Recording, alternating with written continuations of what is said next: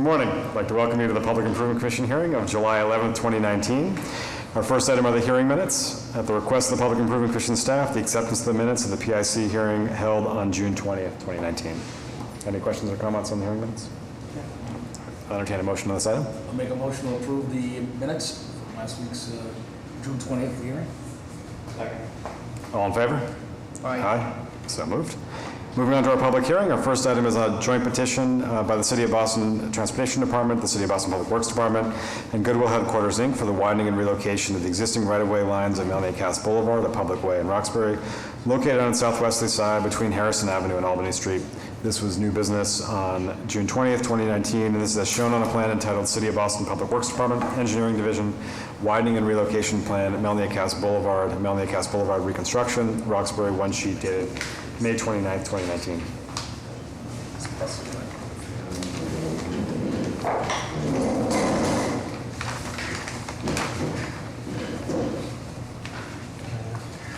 Good morning, Chief and Commissioners. I'm Pat Hoey with Boston Transportation Department, Senior Planner and Project Manager for the Melnia Cass Boulevard Reconstruction Project. As you said, Chief and Commissioner, we're here back today for our hearing relative to the widening and relocation areas, as well as the specific repair plans for the entire corridor. The widening and relocation areas, 3 different roadways: Columbus Ave, Melnia Cass Boulevard itself, and Albany Street. And we're not widening the roadway, it's widening the areas, the streetscape areas, to accommodate handicap accessibility, pedestrian accommodation, and protected intersections, bike accommodation. So we needed that extra space from the city layout and city right away. For specific repair for the entire corridor, relative to major improvements in reconstruction involving full build reconstruction of the roadway surface, sidewalks, grade separated cycle track, new stormwater systems, stormwater recharge, new street lighting systems and street lights, new traffic signals, traffic signal control boxes, and related traffic signal equipment, fiber optic, for traffic management, raised intersections in some particular locations. One in particular at the Tremont right turn, which will be signalized and have its profile raised for additional ped safety. We have a raised approach from Sergeant Truth Way / Care Way for approaches to Melnia. We have a slightly raised profile at Washington and Melnia, about 3 inch above grade. Same with Albany Street near the Orchard Garden School. The intent to slow traffic. The traffic calming measures were called out in our process with community engagement as well as city agencies that traffic calming and slowing down of vehicles was paramount. So we wanted to try these kind of cutting-edge treatments. So the raised elements were incorporated into the plans. Just real quick on the history, we had a design that would have actually widened the roadway, originally incorporating center median busway, and during the process of the design and community engagement, we actually had to scrap that idea and go back to the drawing board and create more of a design that was amenable to the neighborhood, more of a complete streets design, and something that wouldn't intrude upon the edge of the roadway and the residential communities and some of the new development that's starting to be built along the corridor. So we changed course on this several years ago. We received full funding in 2016 to the federal earmark money to the tune of $25 million.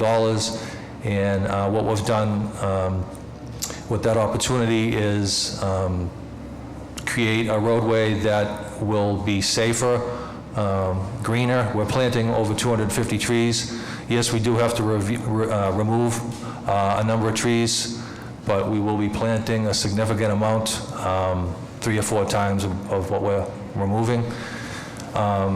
So with that, I just want to hand it over to our design team to maybe walk through the elements of the project, the widening relocation, the specific repair, and the improvements as part of the project.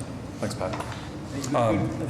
Sorry, Rich Latini with House on Hudson, Mark Ravaglisi, House on Hudson, and Mark DiGiacomo from House on Hudson. Thank you, Ron. Thank you for the brief summary. Now I don't have to give it, but on the right to the widening, that's the first item on the agenda. So, you see this. So from Melanie Cass Boulevard, we're taking about an 8-foot wide strip along the southerly edge. This is to accommodate a bike, a one-way cycle track easterly that doesn't exist today. So the cycle track will actually be where today's sidewalk is, and this will be in the lighting will actually contain a new cement concrete sidewalk.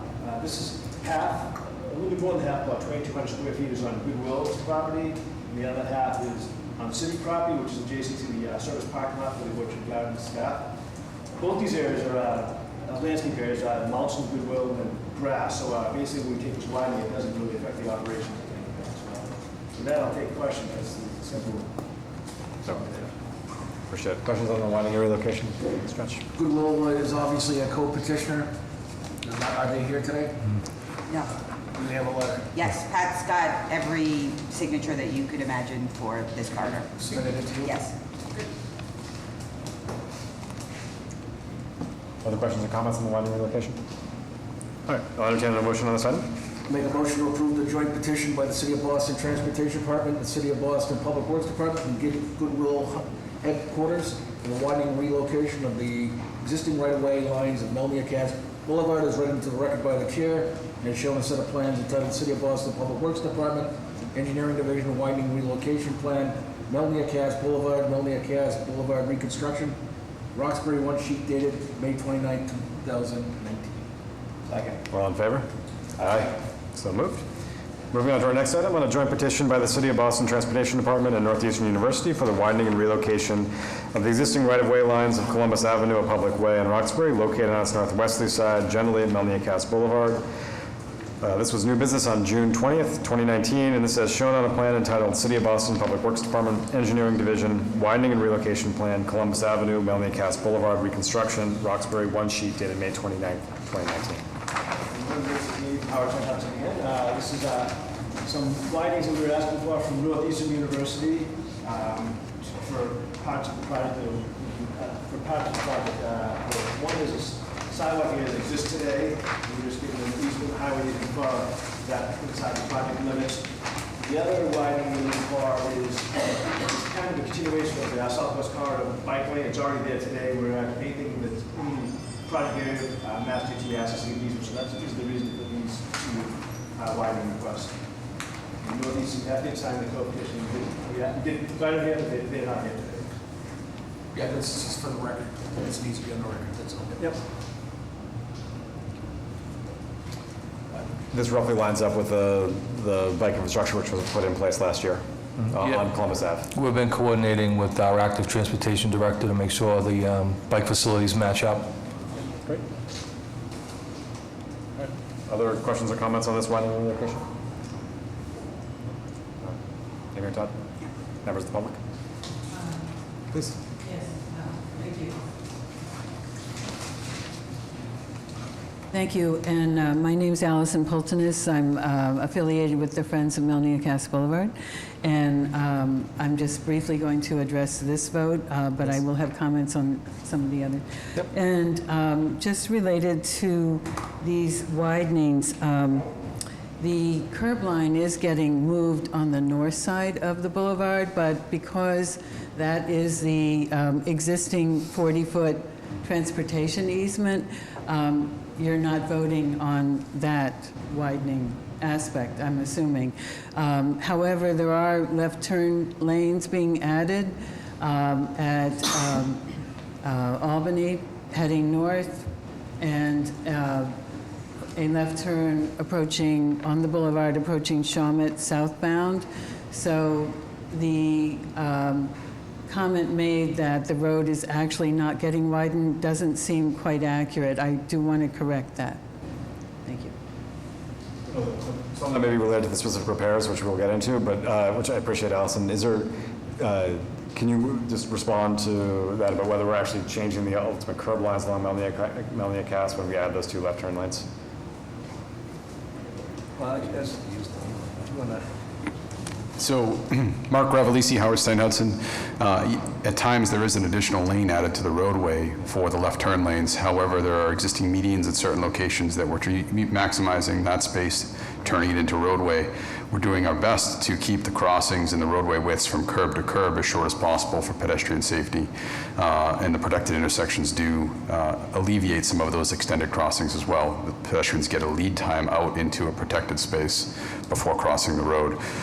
We did not create additional through lanes and to increase capacity. This was not an operations project, it was a safety project. So we did our best to keep the roadway width and the lane allocations as same as they are today. And that's an important piece of information, that the pedestrian safety piece of this. That's why those protected turn lanes are. It's a 101 Vision Zero implementation.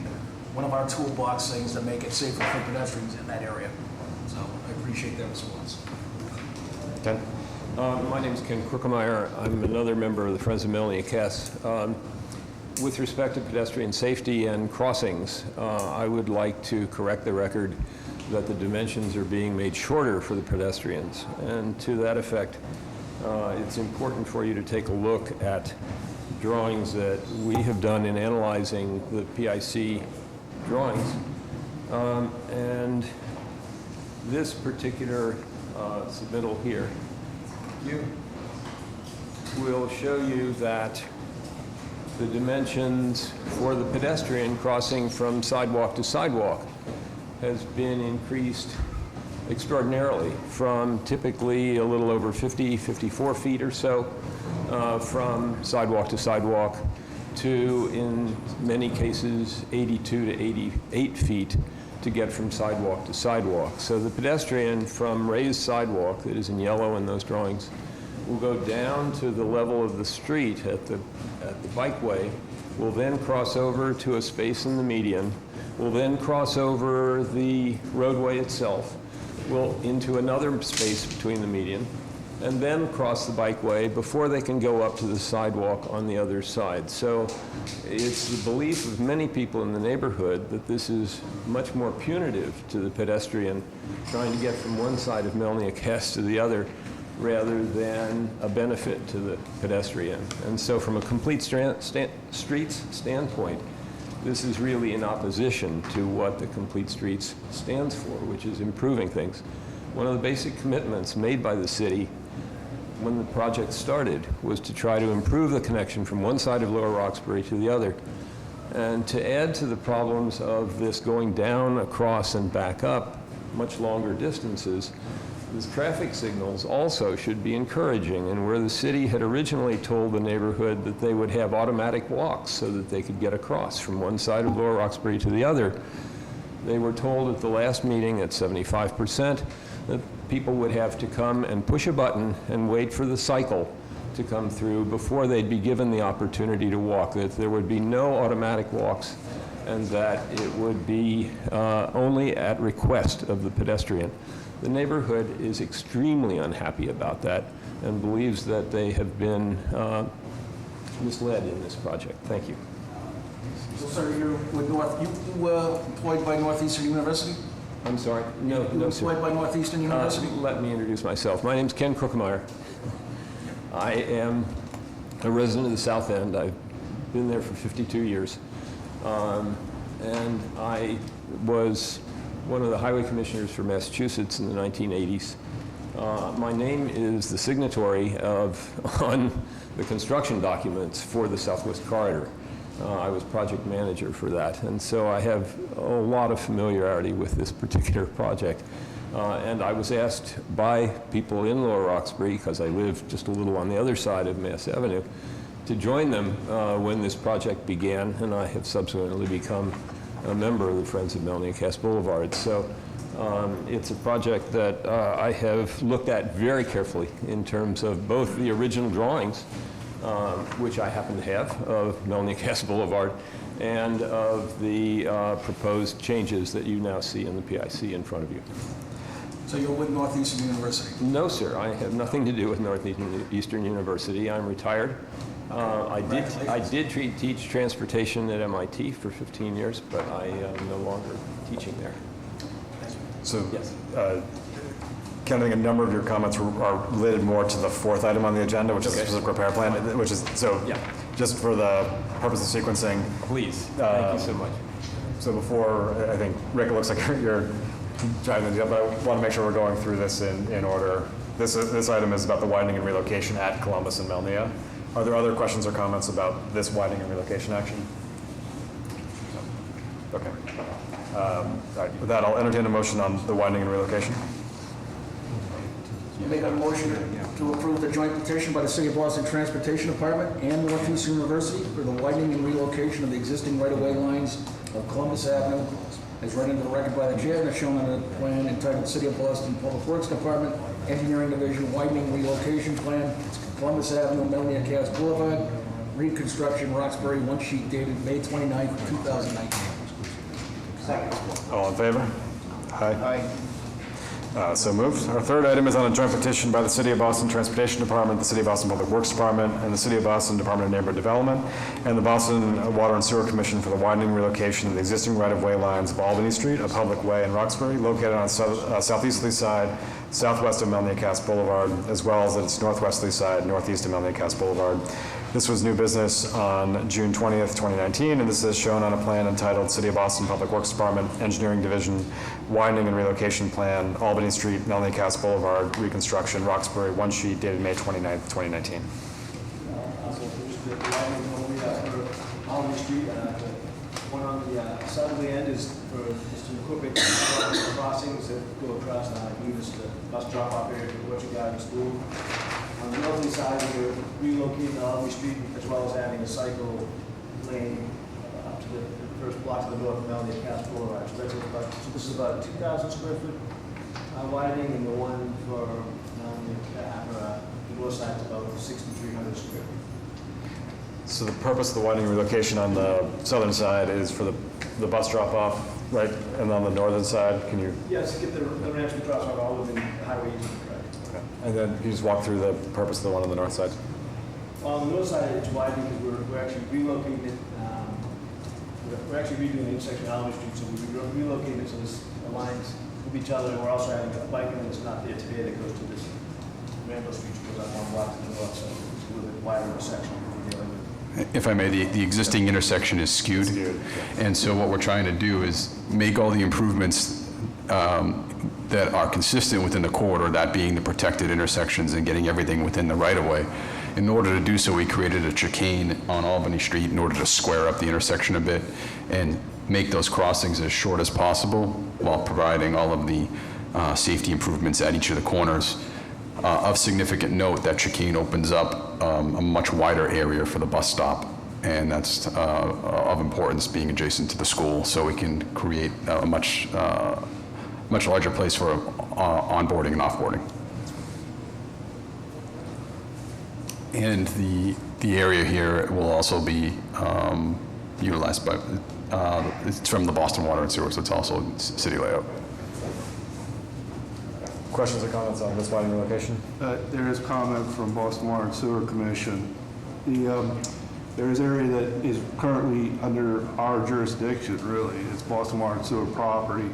There's been ongoing negotiations about getting this agreement about what's going to be happening with the property. At this time, that has not been approved. There's been no signature for that.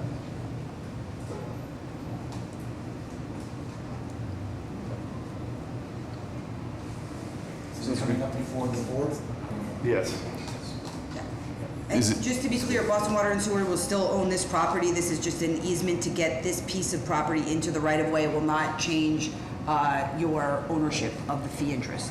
That's one of the things that I've been made aware that may not still be considered. That's what I'm got to make sure that we don't keep this in our property. Yep. Other questions or comments on that? No. Amy or Todd? Allison? Hello again, Allison Pulteness. Related to Albany Street and the easement that's been requested from Boston Water and Sewer, if all the agreements haven't been signed, sealed, and delivered, this vote should be delayed. Thank you.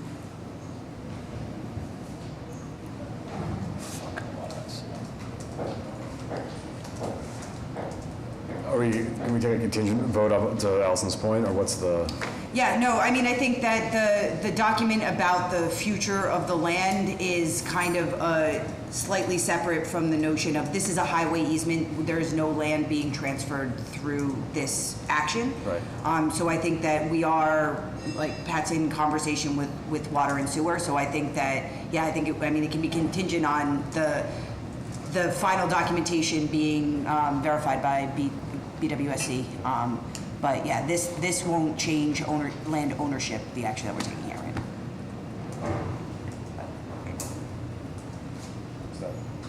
That's what, as soon as we do have that, I think we're okay with everything else that had to do with the assignment. But to Allison's point. Got it. Okay. Other questions or comments? All right. I'll entertain a motion on this item, again, contingent upon Boston Water and Sewer's final sign-off. Make a motion to approve the joint petition by the City of Boston Transportation Department, the City of Boston Public Works Department, the City of Boston Department of Neighborhood Development, and the Boston Water and Sewer Commission for the widening and relocation of existing right-of-way lines of Albany Street, as read into the record by the chair, and as shown in the set of plans entitled City of Boston Public Works Department, Engineering Division Widening Relocation Plan, Albany Street, Melnia Cass Boulevard, Reconstruction, Roxbury, one sheet dated May 29, 2019, with the contingent upon approval by Boston Water and Sewer. Second. All in favor? Aye. So moved.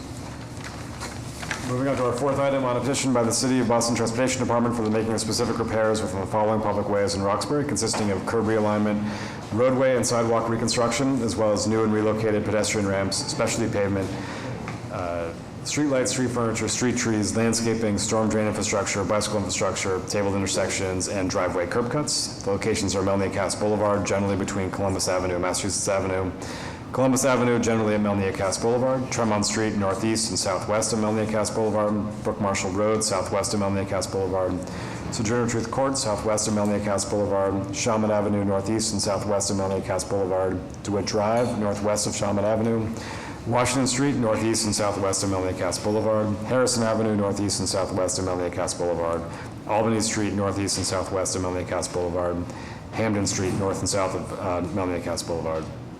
This was new business on June 20th, 2019, and this is shown on a set of plans entitled City of Boston Public Works Department, Engineering Division, Specific Repair Plan, Melnia Cass Boulevard Reconstruction, Roxbury, 20 sheets dated May 29th, 2019. Good morning, Rick Bettini. I'm going to go through the general improvements and then take specific questions from there, because there's a lot on the agenda there. In general, we are reducing the travel lanes in Melnia Cass Boulevard. Today, they range anywhere from 11 feet to 14 feet wide, so we're making them consistent 10.5 feet wide. We're also basically maintaining 2 lanes of travel in each direction, which it is today. And as you mentioned, there are some left turn lanes, particularly at the main intersections like Washington and Harrison Ave, that will be maintained. We're also tightening up this right turn from Tremont Street to Melnia Cass Boulevard. It's a pretty wide right turn now. We'll be reconstructing that island there. We'll have raised planted islands too. As we head down here, Brook Marshall Road will be connected into Melnia Cass Boulevard. It will be a right turn only out, so we have to close an island here. It will obviously be signed for right turn only. We'll go to Sojourner Truth Court. Pat mentioned this earlier. It will actually be a raised intersection, so this will be either a flush condition for the bike lane. I think there's still a pedestrian ramp for about 3 inches. We talked to public safety officials, and they didn't want the full 6 inch on that one. So we're actually getting rid of the landscape island that exists today from Tremont Street. Outside of this Brook Marshall Road, like this week for that meeting that's there today. There'll be another concrete median installed just past Harrison Ave, and then it continued from about Hamden Street up to Mass Ave, where this car is.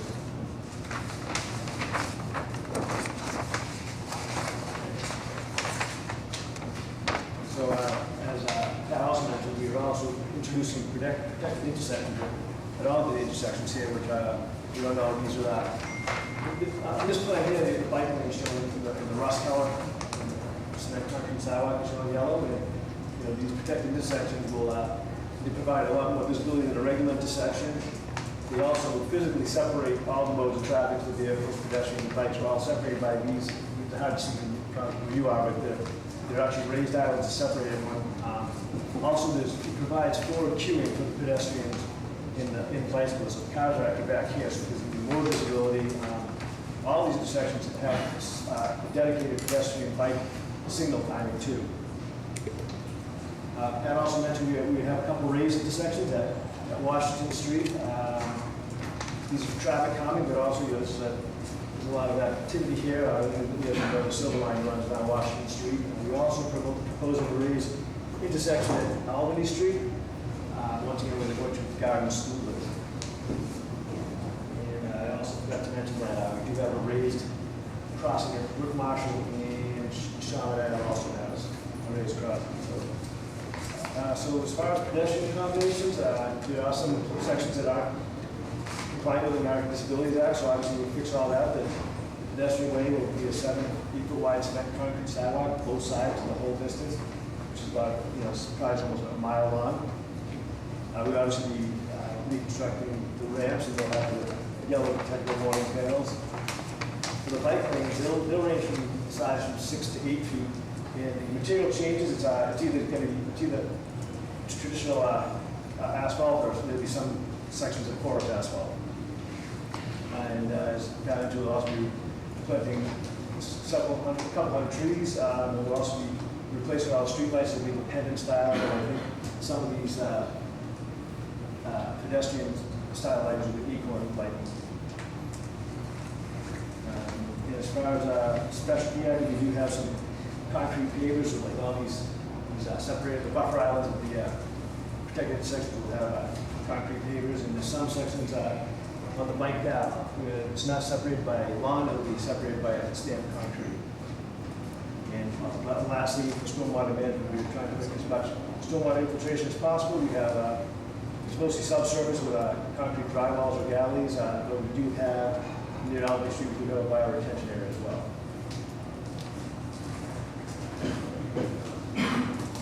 Thanks a bunch of questions and walk that, Rick. I appreciate that.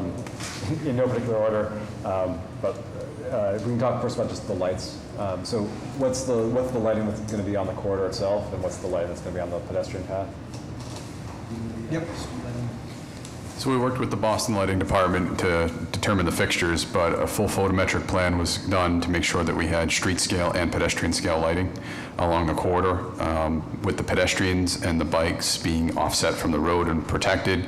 We wanted to make sure that adequate lighting was provided for safety. In addition, the city has already begun during our design process some tree trimming and maintenance. A lot of the existing lights were blocked by existing overgrown trees, and we have taken great care to place the new lighting a minimum, I believe, of 15 feet. I think it's 15 feet from each of the existing trees, and we have trying not to plant any new trees near it, and to make sure that maintenance is as easy as possible going forward, to keep this new lighting operational and lit, so that way that the sidewalk, the bike lane, and the roadway all have the appropriate safety.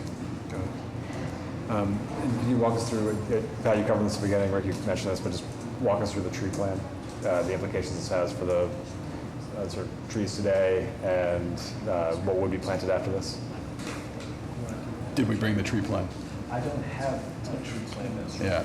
So I apologize. I don't have the tree plan with the official count in front of me, but throughout the iterations of the design, going all the way back to the rapid transit design, it was really an obliteration of the corridor because we're widening and widening out into both sides of the road. Hearing from the community that the bus rapid transit was not a viable option for the extended crossings, as well as the loss of trees, a more complete streets approach was taken from basically a restart of this project in the project development process. We have been able to refine our tree loss from, I believe the initial cut was about 200 trees to be cut down, and we made it all the way to the PS&E documents with about 60 trees being removed. We do have a graphic, I apologize, it's not with me, that shows the existing tree canopy and then what the trees that are to be removed. And when you look at it from an aerial, you can see that a significant portion of the canopy does remain.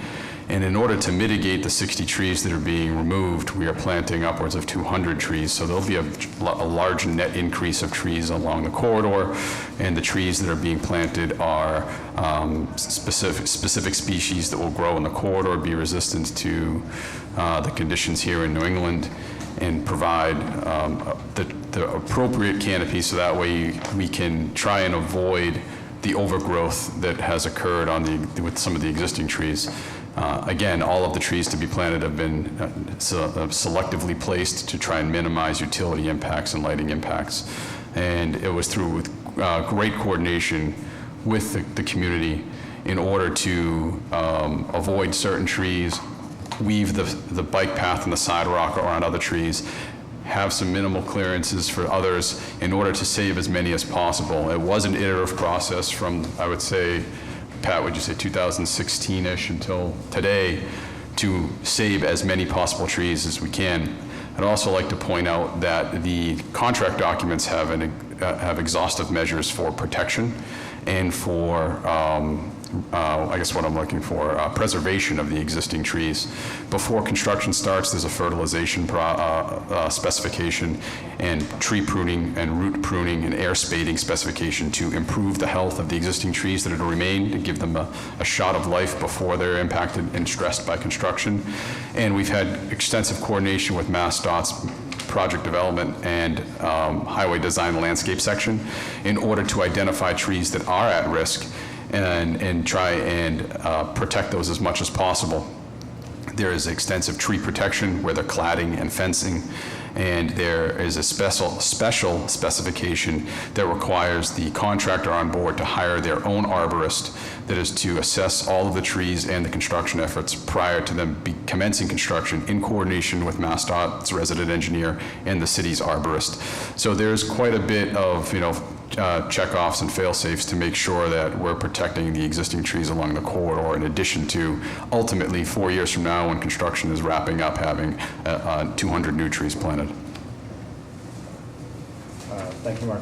One of the things which kind of raises around the intersection design, can you just walk us through a protected intersection design and just the implications that has for crossing distances? Absolutely. So there's a little bit of history to that, trying to identify back in the project development phase, is it going to be two-way bicycle on each side of the road, one side of the road, and where in relation to the roadway and the building faces, the property faces, would the sidewalk and the bicycle lane go, in coordination with active transportation and the cyclist union and Livable Streets and all the other community groups and the public. It was determined that one-way cycle tracks on separated bike lanes would be the appropriate treatment for the bicycle facility. And then currently the roadway network has the sidewalk adjacent to it. And the decision was made to put the sidewalk adjacent to the building faces, so that way there was access to the property without having to cross the bicyclists and create an additional buffer from the roadway and the bicyclists for the sidewalks. So the sidewalks now will be adjacent to the building face, property face. The cycle tracks will be adjacent to the roadway, but not adjacent actually. You reach out and touch a car. There is a buffer between the curb line of about 5 feet, and larger in certain instances, to have protection from the cyclists. As the cyclists and the pedestrians enter into an intersection, they will have their own dedicated crossings. And the idea behind that is to protect the vulnerable users from the vehicular traffic.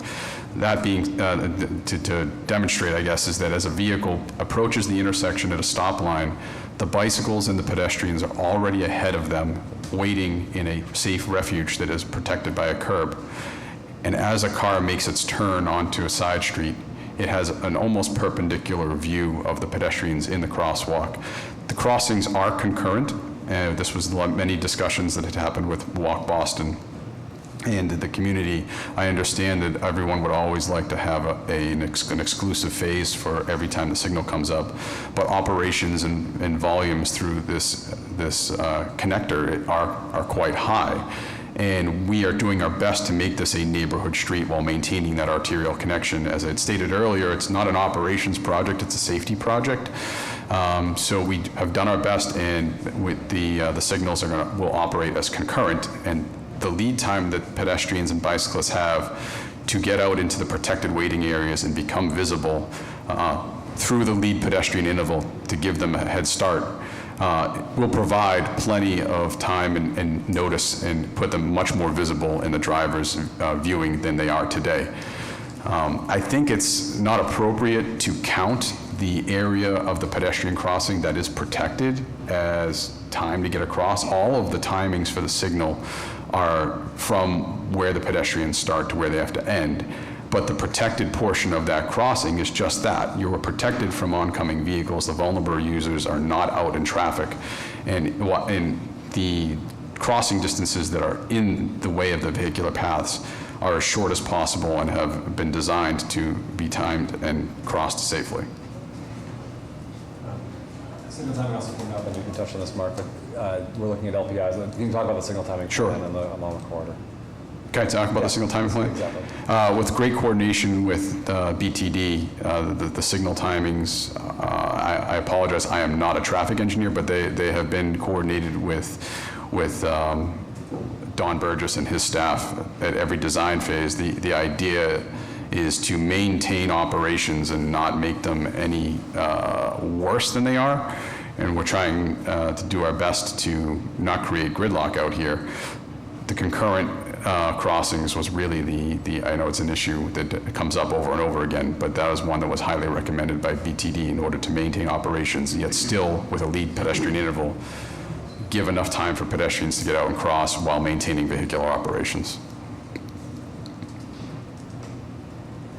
One of the things you had started with was talking about the slip lane at Tremont and Melnia. I know that was something which I think in various iterations has Yeah. changed. Can you talk about that evolution and what the... Sure thing, yeah. So during the concept design report, this would be before the 25% design, there were numerous conversations with BTD about operations and queue lengths at that intersection.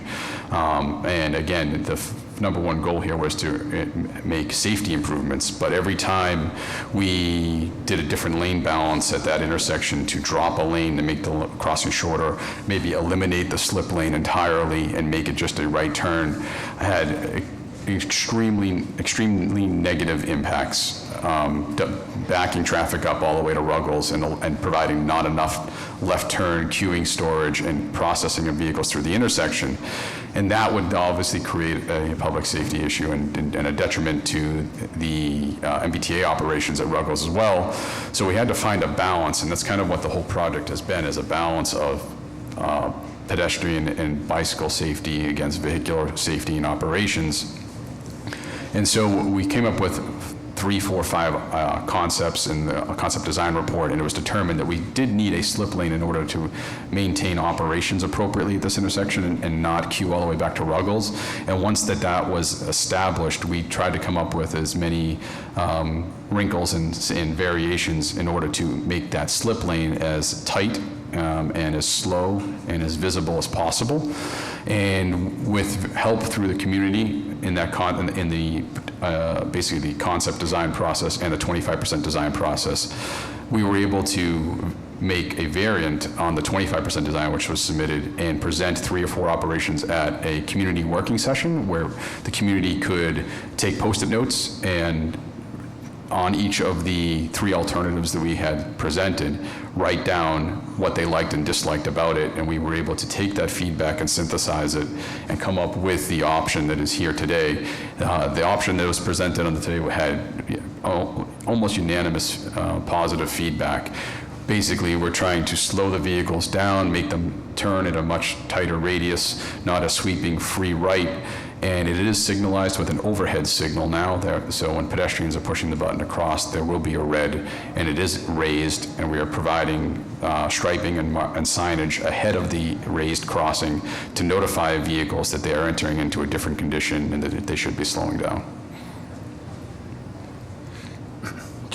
Just to add, Chief, on the Tremont slip lane, when we looked at the option to remove the slip lane entirely, what we had to do was reallocate that lane to Tremont Street, which widened Tremont Street into more lanes, a longer crossing, and we didn't want to do that. And the community, the Friends as well, did not like that idea to widen Tremont Street. So that's, again, another reason why we ended up going back to a refined slip lane at Tremont, making, changing the radius, raising the profile, making it safer. It is fully signalized as well. Thank you, Pat. You can talk about water retention, bioretention. Can you talk a little bit about some of the stormwater treatments that you are putting into place in this plan? Well, actually, unfortunately, I don't show this plan, but we've actually staggered subsurface infiltration all along this corridor, so I don't have every single spot on here. I'm not sure they, I don't show the real plan, I think it was across water, so it was rural, and that's it. It's the only place we were actually put a surface treatment, you can see would be off here, we have a fire retention area on all of these streets. We do that, but it's the subsurface all along this corridor, so pick out the catch basins from the street and infiltrate as much as we can. I don't think we got the full inch, but we try to do as much as we could along the whole corridor. So in addition to that, the bike lanes in between the intersections will have permeable pavement and allow for infiltration and have a sub-base that will allow the groundwater to get back into the system, into the natural system. And we do, as Rick said, where we fit in, we fit galleys in along the way where possible. The bioretention area was coordinated closely with Boston Water and Sewer and widened even at the 100% level to, fill up as much of the space that we were taking with the easement and provide as much bioretention for them. And it's actually, the way it's designed allows the Boston Water and Sewer in the future to create a stepped bioretention area and increase their I guess what we call like a demonstration project out in their front door, and be able to coordinate that and not preclude them from growing it in the future.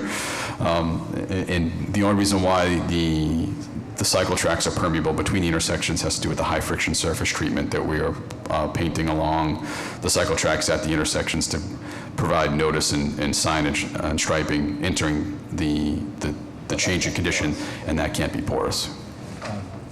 Thinking about other utility things. Conduit for telecom, are we? No. But it's probably practical at this point. Yes. Especially the desks. That's exactly what I'm Yeah. exactly. They should be in contact with you, basically relative to street lighting that they're looking for antennas. So have you had any conversation with them? Sorry, I missed, Chris, what you were saying, Amy, what exactly should we be unaware of? So we're running essentially blank space for fiber optic conduits. As soon as you finish this, every DAS antenna provider is going to come and ask for a street light that you just installed. So the notion of getting them and putting their lights in kind of concurrent with your project, or not putting in brand new lights that they'll rip out 4 hours later. Okay. But we can coordinate that after this. Yeah, it's going to be important. Yep. Good to know. We'll make sure we talk to MassDOT before we advertise it. Other questions or comments? What about snow removal plans for bike lanes? What is that? Pat, you want to take it? We had operational meetings with Public Works Department and to ensure that the machinery was able to fit through, and we made certain that at the protected intersection, maneuverability was maintained, and our dimensions reflect the ability to maintain and to allow for machinery to get in there. So that was a good point to bring up, that we had to have a certain dimension in order to maintain it properly for snow removal and leaves. Yeah, the feedback we had received was that there was some problematic issues with the ComAv maintenance, and we wanted to make sure that we weren't repeating the same mistakes. With the protected intersections, it does allow the snow equipment to come right out through the intersection and then do a loop and come back and basically, make that right turn, just like almost like a little mini clover leaf for the for the Bobcat equipment, and we did maintain 6.5 feet at those turning movements, and only a couple of pinch points along the corridor on the straightaways does it come down to 6, but the equipment still fits on that. Thank you. Welcome. Other questions or comments? Amy or Todd? Allison? Hi again, Allison Pultenus, and so many things to say. I'll try and be brief. Obviously, the road is called a boulevard, but it's not really a boulevard because it's, not a grand street like Commonwealth, et cetera. And it's not a parkway, even though it's had hundreds of trees on both sides. And so this is a very complex problem of taking down trees and then figuring out locations for new trees that won't conflict with the streetlights and so on. And I don't think it's resolved yet. We did hear at the June 20th meeting that 101 trees were coming out, and today we're hearing 60. We were told 62, I believe, at the 75% design informational meeting that was held in December by BTD. So it has been a moving target. In the 40 of the trees that are coming out are already dead. That's the difference in the 100. Just thought I'd let everybody know. Oh, okay, that's good to know. However, Mass DOT's arborist, the work that he did for the consultants showed less than 10 dead trees. So again, there's been a lot of different information presented and not enough public review, of course, because we haven't seen the 100% in drawings. I do want to say, and this is relevant maybe to everything that the commission does, is because of climate change, and this is a designated heat island on this particular stretch of the road, both because of the amount of impervious surface, but the traffic, et cetera. But the city is seeing that in more and more areas. And so it would be really good to have a role for the Public Health Commission on the PIC to help think about some of these things that are going on. So the neighborhood has been focused on that concept of the heat island issue and what it means to take down mature shade trees that have been pretty healthy for over 35 years. So it is important, the number, and we're hearing today a replacement rate of 3 to 4 times what's coming down. However, the number, again, is a moving target. What we read in the 75% design plans was that 268 trees were going to have their roots impacted by excavation. And that's a really complicated process. And you know that what will happen in the construction is we're going to lose more. I mean, that is inevitable. It happened on Commonwealth as well. So that's a overriding issue for the neighborhood. And obviously the Parks Department is involved with trees, and we're assuming that there will be a public hearing and review by the tree warden before the project goes to bid, because they need those approvals. However, just to make sure that calling this project a widening project doesn't preclude hearings with the tree warden, because sometimes exceptions are made that way. So that's significant. Related to the locations for new trees, that's also something the Parks Department should be involved in, and we're hoping that that process too is shared with the community, again, before the project is bid to developers. So related to Complete Streets, this became a Complete Streets project in BTD's words. However, it's not listed as a Complete Streets project in Mass DOT's TIP because it was a highway project from the beginning. In fact, of course, it was supposed to be a transit project with BRT lanes, although the MBTA was not involved in that. So again, we just have to say that there is a lot to say, but Complete Streets guidelines that are on the city's website say medians in the street, if there's trees planted there, they're supposed to be 16 to 18 feet wide. And these plans that Todd shared with us 2 weeks ago, those show those medians between Albany and Mass Ave. they look like they're less than 10 feet, and that is not going to accommodate enough soil to, grow healthy trees. So that just is not going to work, and those trees should not be counted as for the replacement trees. You can do green medians, but to try and waste money planting trees there that will not survive is not a good use of project money. So I'm sure there's more to say, but this is all I can think of right now. Thank you. Thanks, Allison. Just to walk through some of those, so can you just walk us back through the tree count?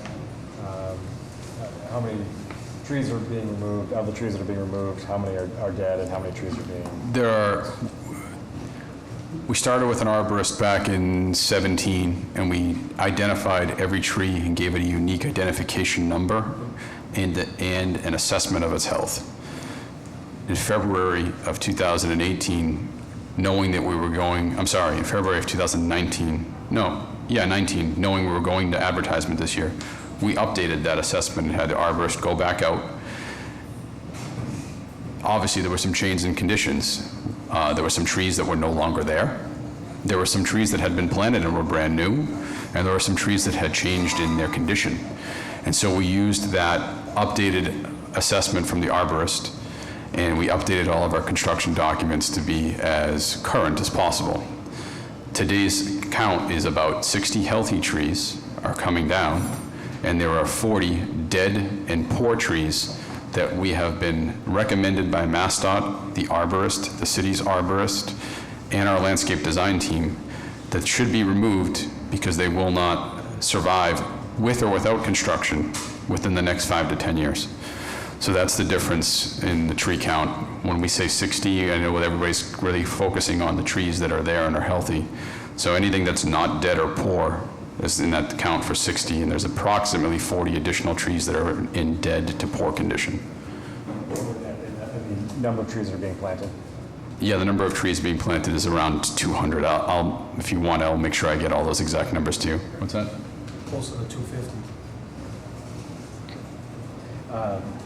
And if a contractor, with one of the trees that is in good health, if the contractor damages the trees, I realize you sort of outlined all the things that you would hold the requirements for the contractor to take care of the trees during the course of construction, but what is the restitution if a contractor damages a living tree? Or that's a contract term that we would need to work through? Yeah, the MassDOT will have to determine that in the field with the contractor, but the idea is to not get to that point because we have the arborist that they have to hire that must coordinate with the city's arborist prior to impacting any tree.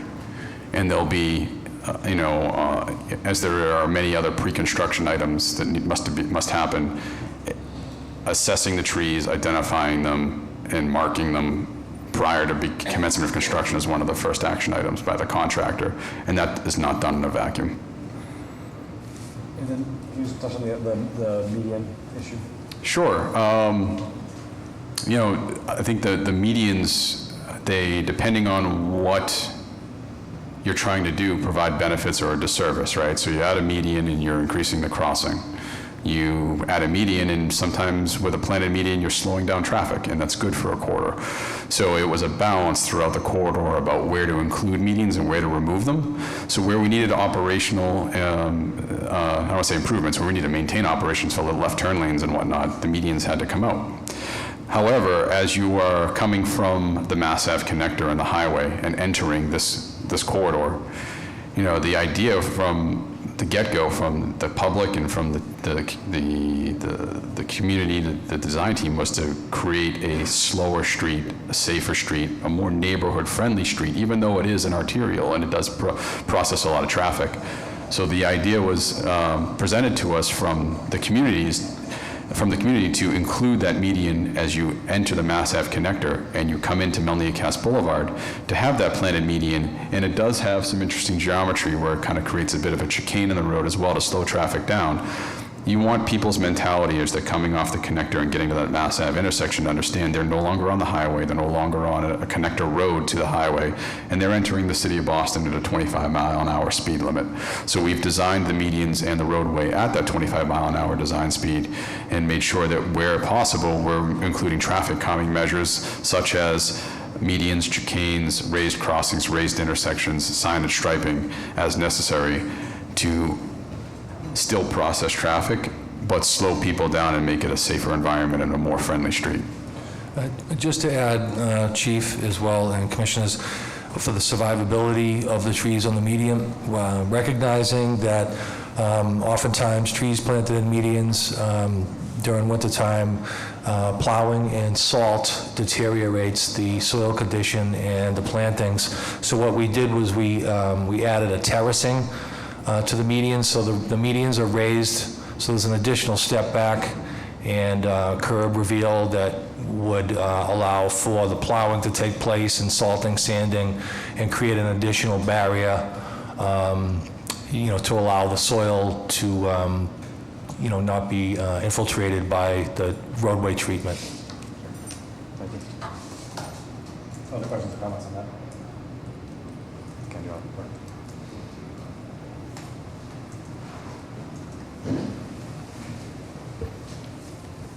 I'd like to start out by saying that whether it's 60 trees or 100 trees, the neighborhood is concerned about the trees. And so 60 trees is still too many.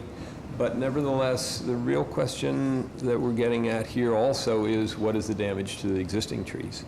And I would like to compliment the engineers and the city in doing a very careful analysis of the trees.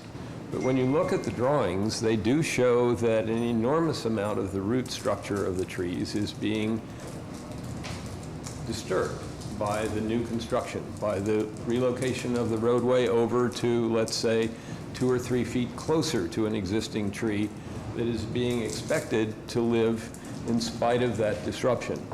The trees are being expected to live that are going to be covered by the new, where their root structure is going to be covered by the new pervious pavement. And when you look at their drawings, you will see that the pervious pavement requires digging down into the earth, into the root structure of those trees by a distance of, I haven't measured the drawing, but I'm guessing 1.5 feet or 2 feet to place the gravel beneath the pervious pavement. So here again, through a decision about where the path is going to be located, going across those roots, or where the path is being located over the top of, or at the location of the existing sidewalk, we're going to be digging up that root structure that is currently there.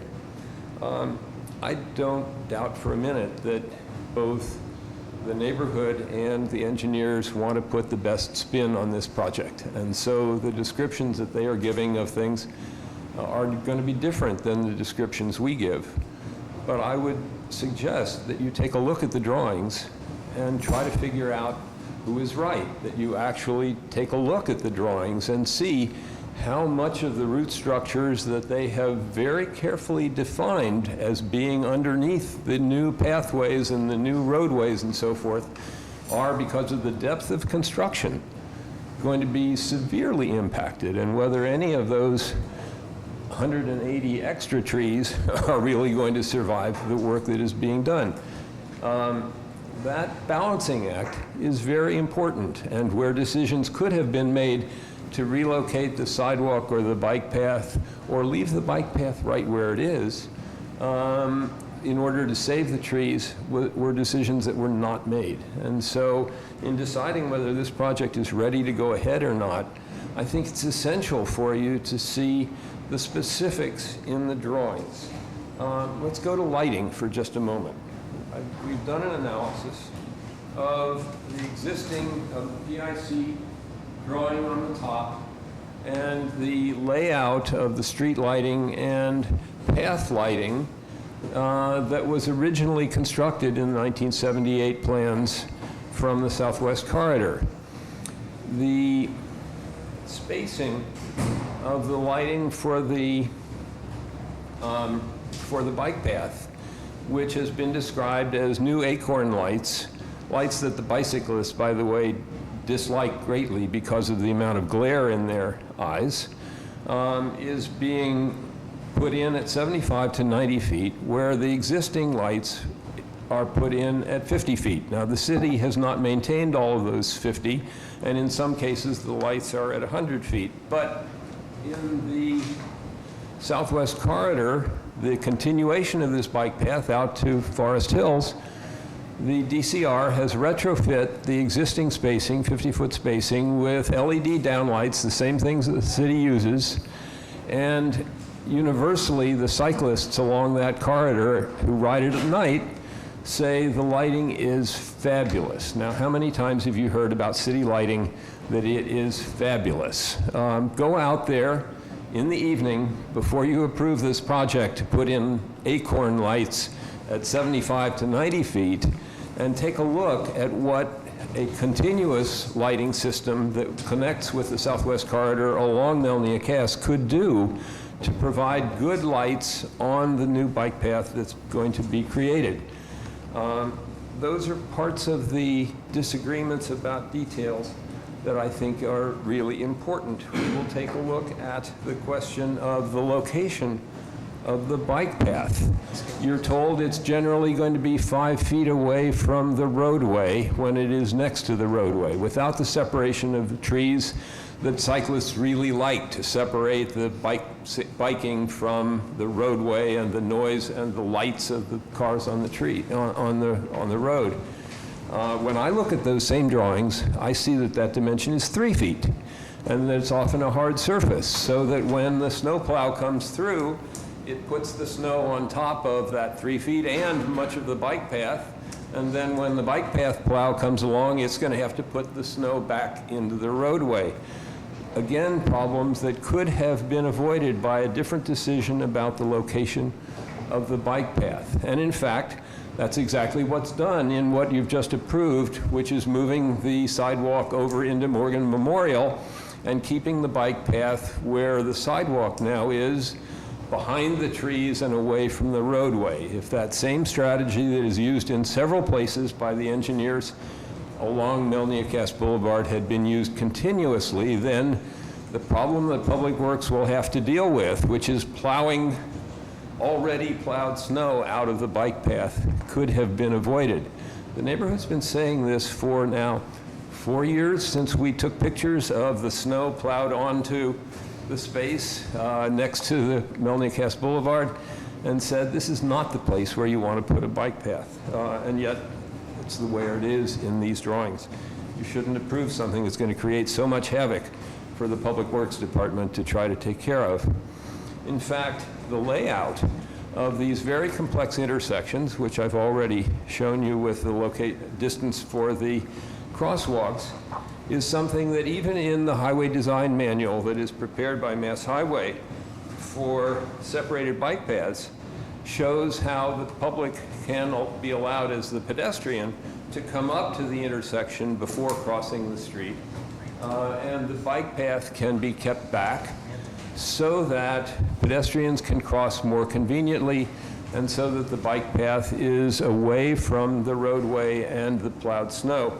And it gives you a layout that can be very easily plowed by any piece of equipment rather than by highly specialized bike path equipment that has to zigzag between the curbs in the design that's currently being proposed. So again, yes, they've talked with Public Works, but I think if they had really listened to the complexity and difficulty of trying to maintain the bike path on Commonwealth Avenue and would apply that, as they have said they have tried to do with their equipment, to these new layouts, and imagined taking care of all of the, 8 different intersections with this complex bike, sidewalk, roadway layout, and considered the cost of doing that when the problem could have been avoided by a different elevation of the bike path in that area, a very similar geometric layout, but one where the plow doesn't have to get in between all these high curbs.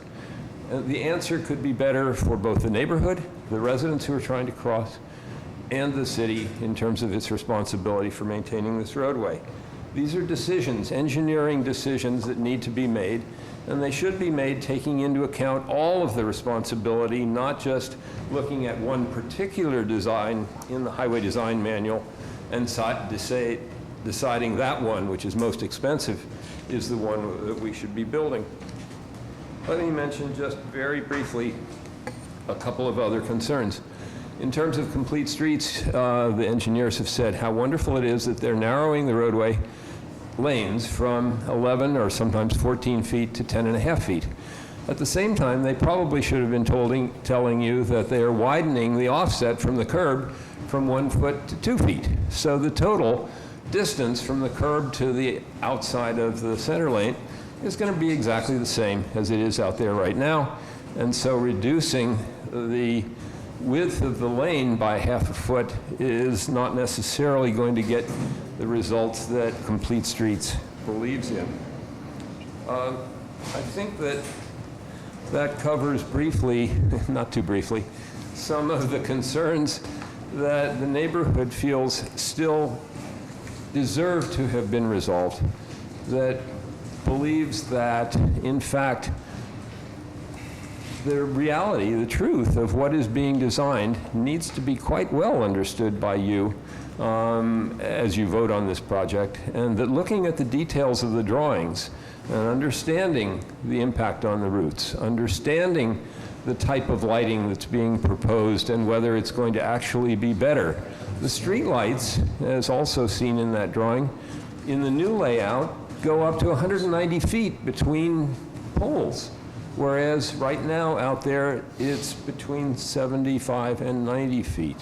Is that going to give you better lighting? Are there studies really showing what life is going to be like with a drop fixture that gives more glare in the eyes of the driver rather than the downlights, the LED lights that the city uses so successfully in other locations as fixtures that provide good lighting on the street, less glare in the eyes of the public, whether they're driving or riding a bicycle or walking? These are all details that could be done better, and the city, if $27 million is going to be spent on rebuilding this roadway, deserve to get much better than what they have right now. Thank you.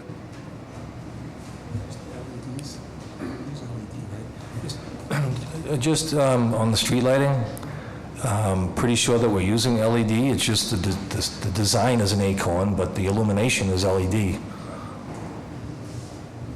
I know that, Mark, you touched on this before when we talked about lighting, but can you just briefly respond to the spacing of the lighting and the lighting of the road versus the lighting of the path, which I think you were differentiating between? Maybe I'm off on that. Yeah, try and be as polite as possible. I mean, I appreciate that in 1978, the spacing was 50 feet or 70 feet, but light bulbs have improved, and we hired a lighting consultant. We hired HNTB and their lighting division in order to do a complete photometric plan, and a professional engineer provided the input for the Boston Lighting Department, had back and forth review. MassDOT's highway lighting section reviewed the plans and provided comment. The spacing is appropriate, the illumination is appropriate, the wattage, the lumens of these LED lights are going to make this look so much better than it is today. I have extreme confidence that the design is appropriate and designed appropriately. Ricky, in some ways, you touched on the raised crossings and what we are able to do and weren't able to do. So sort of raised crossings, which was sort of connected with the design that Ken showed of a red intersection that has a raised crossing. But can you talk to us about where you have raised crossings and where you don't have raised crossings, and why we went with this design as opposed to what Ken is showing from MassDOT? I mean, the only raised crossings we have are at Washington and Albany, right? Right, so. I think you mentioned Sojourner Truth and. Right.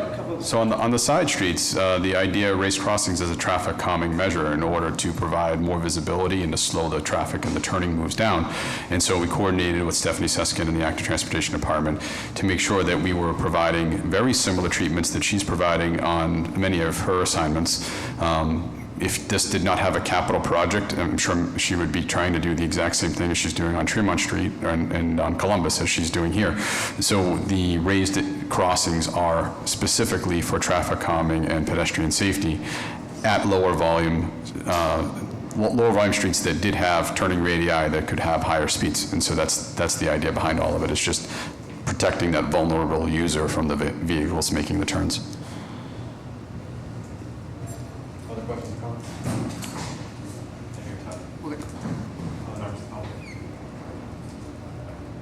I'll entertain a motion on this item. I appreciate, and Allison, I appreciate both your testimony and your engagement throughout this entire process. That engagement, no doubt, will also continue.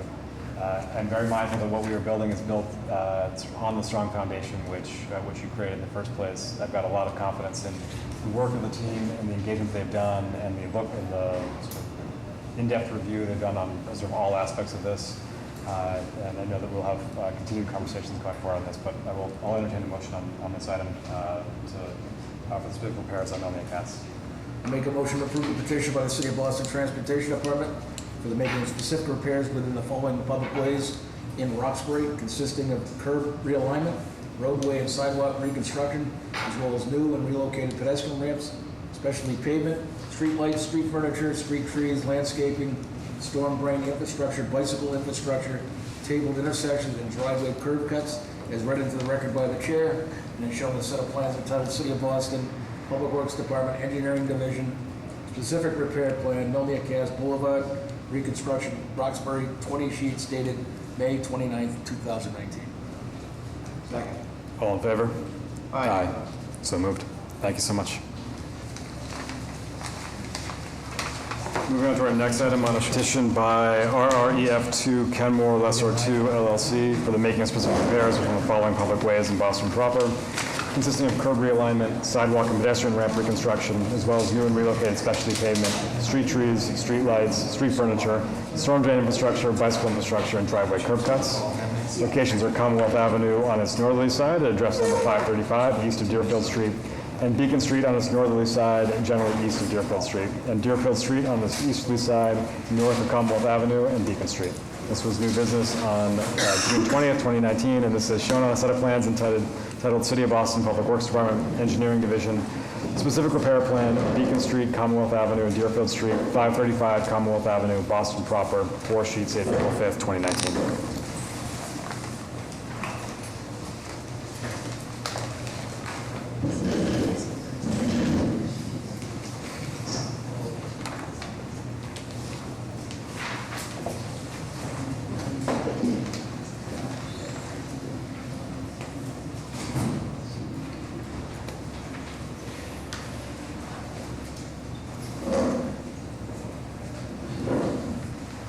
Good morning. Good morning. My name is Alex Provost with Related Beal. Thank you for having us this morning. Just to do a little housekeeping, give everyone a little lay of the land. We purchased a portfolio of 9 buildings from Boston University in the heart of Kenmore Square back in October of 2016. We have been in front of the BPDA and the zoning board over the last year and a half to approve our large project and plan development area number 121. Today, we are here to talk to you about one component of that large project, which is on the board in the place of buildings 2, 3, and 4. We are constructing a 130,000 square foot commercial office building with ground floor retail and 2 stories below grade for parking spaces. Can you just flip to the next one? So the building on your left, we're calling the Commonwealth Building. We are here today to talk through a subtle canopy to differentiate the office entry from the ground floor retail that wraps the corner of Commonwealth and Deerfield. To talk about the specific repair plans associated with our approvals, which extends the sidewalk into what is now a parallel parking lane to allow for a raised and buffered bike lane, some furnishing areas, as well as a ADA compatible sidewalk. And then in addition to that, we've recently mobilized the site and are preparing a slurry wall foundation, which requires a guide wall in the public way. So we are here for that earth retention license as well. So I'm going to turn it over to our design team, McPhail, Kyle's Landscape Architecture, and VHB, who will go through the specific actions. Perfect, thanks. Thank you. Can you walk us through the specific repairs?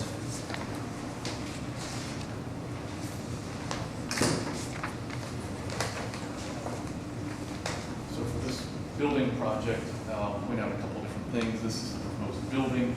The existing curb line is dashed here in red. And as Alex mentioned, the curb line is moving out to take over the space with the current parallel parking spaces.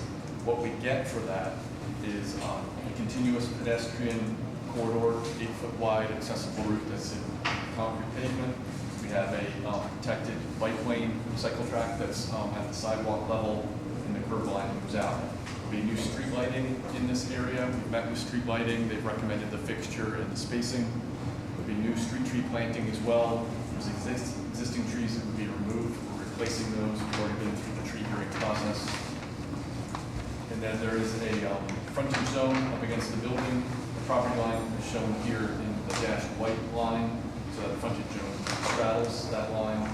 And then between the concrete sidewalk and the cycle track is a pervious paver, so we'll be infiltrating water in that area. The trees will also be supported with structural soil to give them more rooting zone, and that's in the space between the concrete sidewalk and the cycle track. And then we discussed this in new business. The driveway here is required because the driveway is, you can't essentially access it, is that right, from Deerfield Street? You cannot access the passageway, private passageway from Deerfield Street. Kind of two real reasons why we were pushed there through our approval process.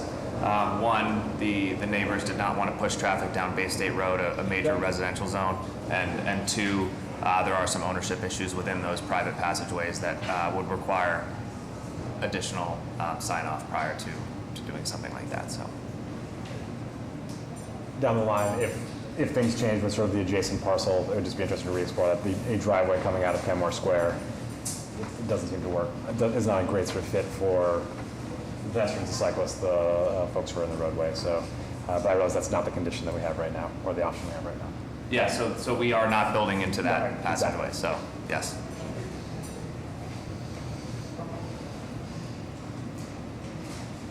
And this same design as the thing we talked about before, the same design is what you would mirror the next parcel down when you do the work further to the east. Is that right? Yes, this really is an enlarged plan of what is the entire block, but we'll come back and show you. It is all emulated across the alleyway. Great. Other questions or comments on this physical repair portion of this? Yes, there is. We have in our place a site plan 19238 that involves what's going on at this location, and it's under review. There are issues that we still hadn't been addressed that need to be considered before we would say that we're really approving. So if we were to make this contingent upon, Yes. please. Other questions, comments? Yeah, here, please. Good morning, everyone. The Commission for Persons with Disability has been meeting with the proponent, and in conversations, we requested to consider replacement of two of the pedestrian crossings adjacent to the site. One of the crossings is across Comab, and the other crossing is to, Deerfield. I forget the small street, the side street. We received calls from constituents regarding the materials of those pedestrian crossings, which are asphalt, some granite pavers, some brick pavers, and the materials have become unstable and they're uneven. So we would like replacement for those crossings with our standard asphalt and the white striping, the ladder design. We discussed this in new business as well, because this is, correct me if I'm wrong, this is part of the larger, the whole intersection is filled with those pavers, right, and it's not asphalt, and that was a MassDOT project, am I misremembering? MBTA, I'm sorry, MBTA project. All right, and is that something, can we make adjustments to the crosswalks as part of this project?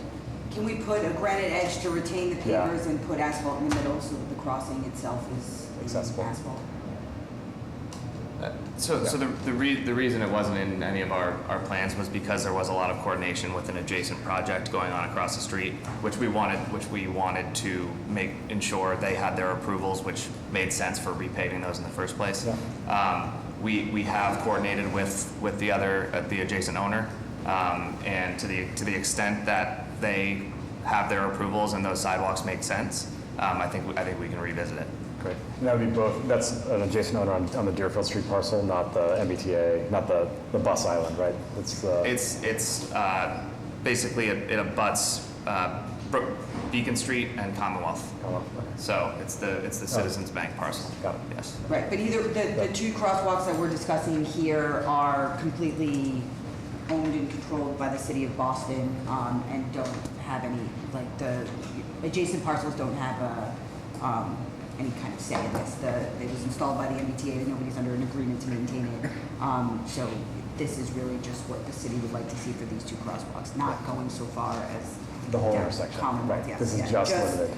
as you come from your building across to the MBTA middle bus station and then across Deerfield, that the actual material that you walk on when you cross that street is asphalt, not pavers.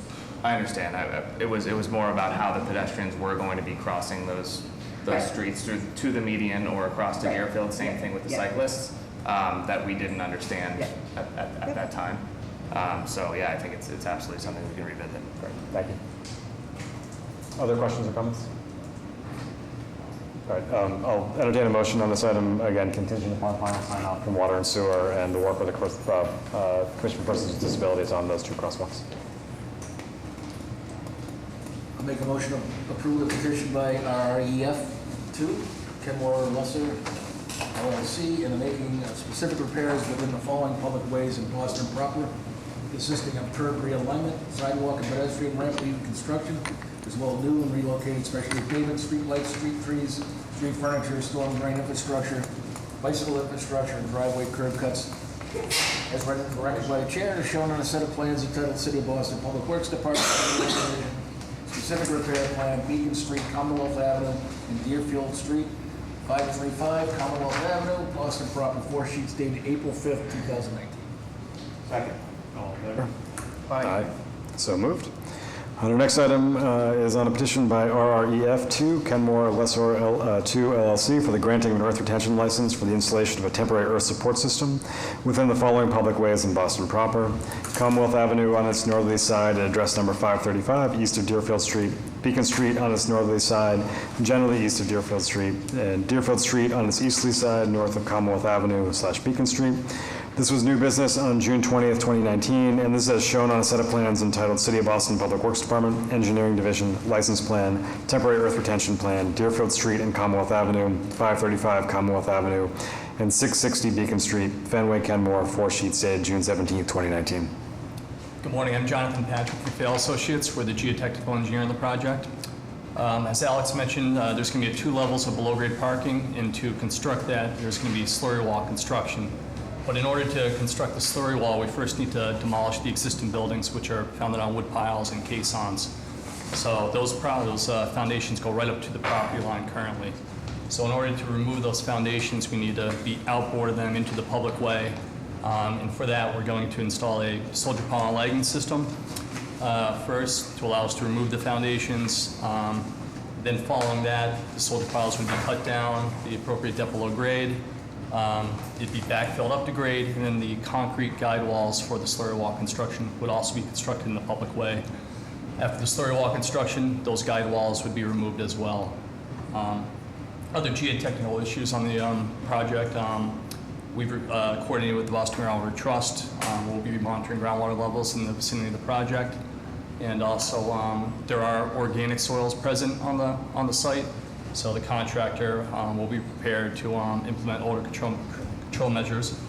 And lastly, there'll be vibration monitoring performed for the adjacent buildings and also for some Boston water and sewer utilities as well, specifically a water line.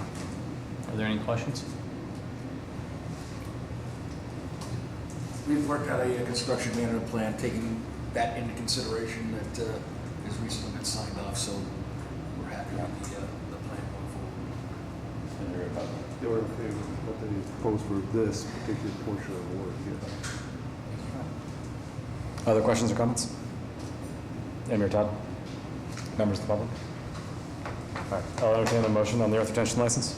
I make a motion on a petition to approve a petition by RREF2, Kenmore Lesser 2 LLC for the granting of an earth retention license for the installation of a temporary earth support system within the following public ways in Boston proper, as read into the record by the chair, and also as shown on a set of plans entitled City of Boston Public Works Department, Engineering Division, License Plan, Temporary Earth Retention Plan, Deerfield Street and Commonwealth Avenue, 535 Commonwealth Avenue and 660 Beacon Street, Fenway, Kenmore, 4 sheets dated June 17th, 2019. Second. All in favor? Aye. Aye. So moved. Our next item is on a petition by RREF2, Kenmore Lesser 2 LLC for the granting of a projection license for the installation of a canopy over a portion of Deerfield Street, a public way in Boston proper, located on its easterly side, generally north of Commonwealth Avenue / Beacon Street, at number 535 Commonwealth Avenue. This was new business on June 20th, 2019, and this is shown on a plan entitled City of Boston Public Works Department, Engineering Division, License Plan, Deerfield Street, 535 Commonwealth Avenue, Boston proper, one sheet dated April 5th, 2019.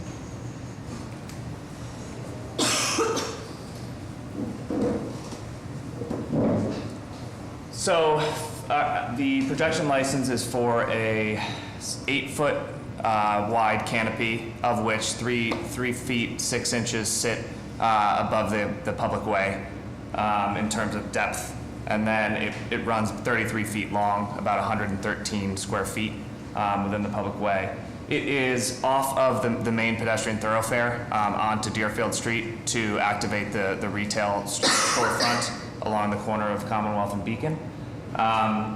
It will be 11 feet high above a storefront system, double doors. And again, surrounded by street trees and the ADA accessible 8-foot path accessing it.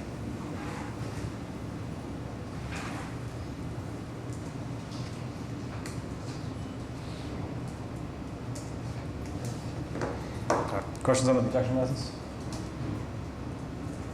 It's all be traced internally drained. Great, okay. Amy or Todd? Members of the public? All right, I'll entertain a motion on this item. I'll make a motion to approve the petition by RREF2, Kenmore Lesser 2 LLC for the granting of a projection license for the installation of a canopy over a portion of Deerfield Street, as read into the record by the chair and as shown on a set of plans entitled City of Boston Public Works Department, Engineering Division, License Plan, Deerfield Street, 535 Commonwealth Avenue, Boston proper, one sheet dated April 5th, 2019. Second. All in favor? Aye. Aye. So moved. Thank you so much. Moving on to our next item on a petition by 214 Market LLC for the acceptance of pedestrian easement adjacent to Market Street, a public way in Brighton, located on its easterly side at address number 214, generally between Saybrook Street and Lawrence Place. This was new business on June 20th, 2019, and this is shown on a plan entitled City of Boston Public Works Department, Engineering Division, Pedestrian Easement Plan, 214 Market Street, Brighton, one sheet dated January 5th, 2019. Good morning, Mr. Chairman, Commissioners. My name is Matthew Eckel. I'm an attorney with Drago and Toscano. With me today is Jacob Simmons on behalf of 214 Market Street. We're here on agenda number 8 as well as number 9. By way of brief background, this petition is being made in conjunction with a mixed-use development at 214 Market Street in Brighton. It's at the corner of Market and Saybrook Street. The project contains 1 retail space at ground level, 29 residential units, and 32 parking spaces. The project went through the Article 80 small project review process and was approved by the BPDA board as well as the Zoning Board of Appeal. The agenda number 8, which we're speaking about first, is the pedestrian easement. This is a 1-foot pedestrian easement being proposed, which will allow for a minimum of a 5-foot clearance for pedestrian foot traffic. The reason that this is necessary relates to agenda number 9, which is proposing tree pits as well, which we can deal with later on. But basically those tree pits necessitate this 1-foot pedestrian easement to allow for that pedestrian access way. So the result will basically be 10 feet from the curb to the building face, with 5 feet for the pedestrian sidewalk and 5 feet for the plant, for the furnishing zone. For the plan, correct. Questions on the pedestrian easement? Amy or Todd? Members of the public? All right, I'll entertain a motion on this item. I make a motion to approve a petition by 214 Market LLC for the acceptance of a pedestrian easement adjacent to Market Street, Brighton, located on its easterly side at address number 214, generally between Saybrook Street and Lawrence Place, as shown on a plan entitled City of Boston Public Works Department, Engineering Division, Pedestrian Easement Plan, 214 Market Street, Brighton, one sheet dated January 5th, 2019. Second. All in favor? Aye. Aye. So moved. Our next item is on a petition by 214 Market LLC for the making of specific repairs within the following public ways in Brighton, consisting of curb and sidewalk reconstruction, as well as new and relocated pedestrian ramps, street trees, bike racks, and driveway curb cuts. The locations are Market Street on its easterly side at address number 214 between Saybrook Street and Lawrence Place, and Saybrook Street on its northerly side between Market Street and Saybrook Terrace. This was new business on June 20th, 2019, and this is as shown on a set of plans entitled City of Boston Public Works Department, Engineering Division, Specific Repair Plan, 214 Market Street and Saybrook Street, Brighton, 2 sheets dated January 5th, 2019. Good morning once again. Matthew Eckel with Jacob Simmons on behalf of 214 Market Street. This petition relates to the same development I just mentioned, specifically along Market Street. There'd be 70 feet of reconstruction of the existing sidewalk. We're proposing 3 new tree pits as well as 2 bike racks. Along Saybrook Street, we're proposing to close the existing curb cut, which is about 10.5 feet, and to create a new 20-foot curb cut to allow for vehicular access to the new development. We're also looking to relocate the existing utility pole to accommodate that new curb cut. Any difference between these two? Between the larger set of plans and the ones that you had this morning? No. Okay, just an easier way of...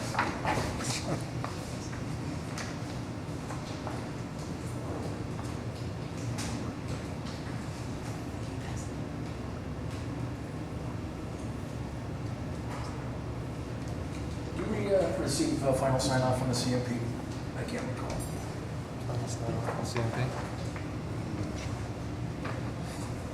I'm not sure. I don't want to answer one way or another without knowing for sure. I know we were close. I just want to know if it was signed off. Not a problem, Chair.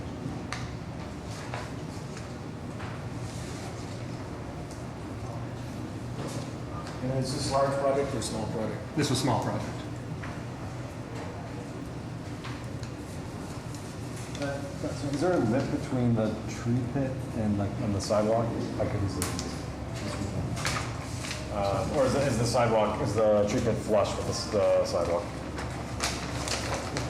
I believe it's flush because it is that 5-foot tree pit and then a 5-foot If it's access not, way. it should be. Yeah. Okay. It looks like it's made a little bit of space, but it just might be the depth of the. I think so. Based on the dimensions, I believe it is flush. I can ensure it is. Thank you. Other questions or comments? Amy or Todd? Nope, we're good. Members of the public?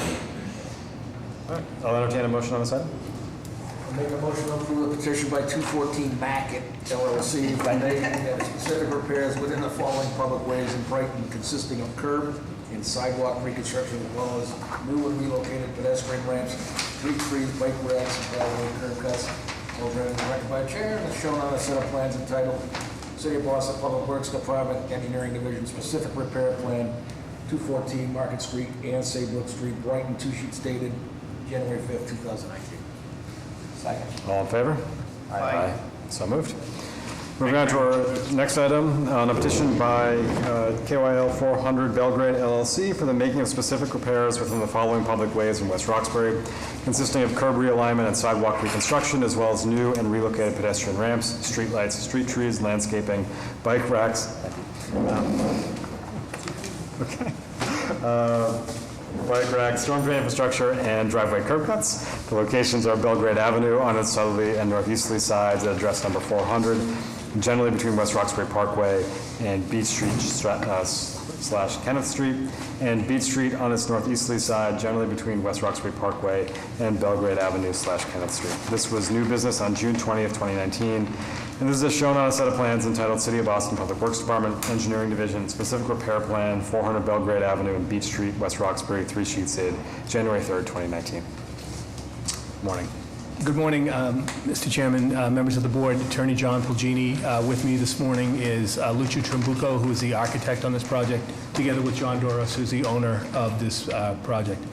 By way of history, just going back to our previous presentation a couple weeks ago, 400 Belgrade, you're probably all familiar with this site. It's an old gas station located at the intersection of Belgrade Ave and Beach Street in West Roxbury. The approved project from BPDA and ZBA was 18 two-bedroom, two-bath units with 33 parking spaces that will be located below grade. Total square footage is 31,000, and as such, it went through the Article 80 process. This also went through an extensive community and regulatory process, and out of that process, the following specific repairs, which are before you came about. It's the addition of new sidewalks and pedestrian ramps, changes to curb line to control traffic flow, close 2 existing curb cuts on Beach and Belgrade and replace them with a new curb cut of 20 feet on Beach Street, which will be the access to the new garage. Moving a light pole to the entrance of the parking garage, adding tree pits throughout the project, adding bike racks in the front as well as in the garage, and planters along the back of the sidewalk, traffic signals, signs, stop and crosswalk signs, and since we met with you before, I've had some discussions with Mr. Hesford through email, and as of yesterday, I believe, or the day before yesterday, I had forwarded him some revised plans. I was on vacation, but that's fine. I appreciate the fact that you were on vacation, because I went to go see you and they said, he's away. I'm like, oh, she emailed me last night. That was kind of above and beyond. Always glad to talk to you. Yes. So kind of a unique situation, Mr. Osgood. The crosswalk that you can see on the plan before you shows it's a ways down from the entrance to the building on Kenneth Street. The reason being, it went through a very intensive community and political process in the sense that there's a disabled veteran who lives right there, and to have the crosswalk go right there, he has a handicap space out in front of his house. So we had to move it in a different direction. And so we moved it for 2 reasons. One, we also had we built out the sidewalks on both sides, so it would be a shorter distance of a crosswalk. I think it would be 24 feet as opposed to 40 feet, which would be the normal length. And also to kind of create a pinch point, because that's where the traffic was speeding through. As I stated, Mr. Hesford and I had been going back and forth. I think I had sent him some additional plans. I would appreciate if we could reach an agreement today, or not, we could hold the Mylars until we could finalize the changes that I had sent. Don't want to hold up the project. This is a simple fix, in revision in the document, but certainly won't, we'll have a vote go forward on this, but we can work together to get that done. I think there's some options that we can work out. I mean, obviously, I think it'd be important to your future tenants that they have proper crossings. Correct. So, something that definitely can be worked out. We appreciate that. So we'd be looking at a way of getting from the entrance up towards Center Street in a more direct. Yep. Great.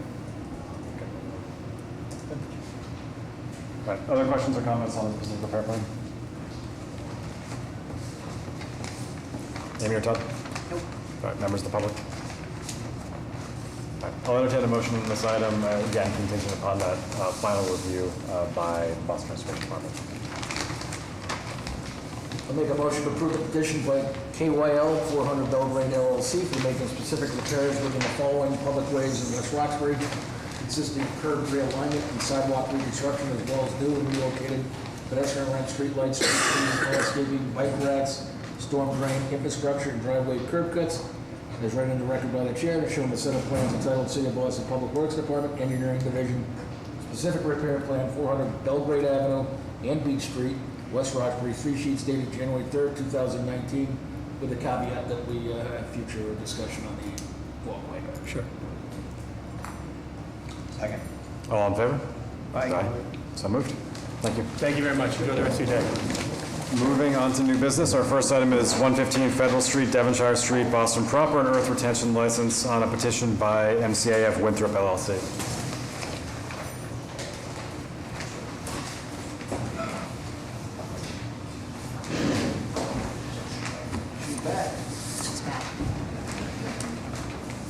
Good morning, members of the commission. Thank you for hearing us. My name is Kathleen McNeil. I represent MCAF Winthrop LLC. I am here today with Madeline DeClerc, our civil engineer from Niche, Damian Siebert, a geotechnical engineer from Haley Aldridge, Roy Greenhall, superintendent of Suffolk Construction, and my special guest, Maurice Reynos, who is interested in being a civil engineer. He's here as our intern, but learned something today. You may recall the Winthrop Square site is located in the financial district in downtown Boston on Federal Street, and it backs up to Devonshire. We're here today as part of completing our foundation work. In various discussions with the butters, we've had to make some modifications. It will require us to do a small secant pile work that will affect public way.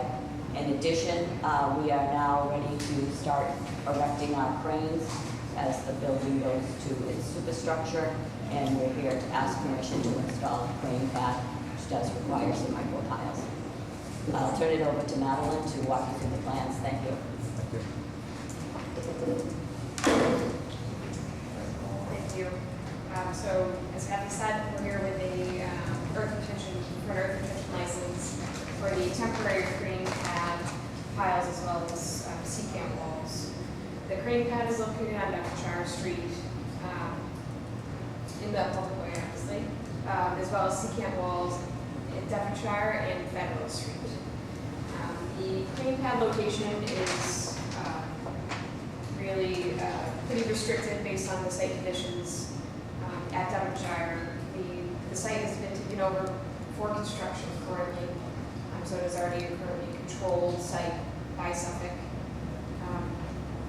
And understanding the proximity of the pad and the micropiles that must be driven in proximity to the utilities, it'll be an iterative process. We'll be excavating and understanding what utilities are in the vicinity before driving those piles. So there are, kind of approaching some comments. There are multiple utilities in the area. Water and Sewer has requested and received a pre-construction video as well as vibration monitoring, which will continue through this process. And there will also be a post-construction video inspection. Great.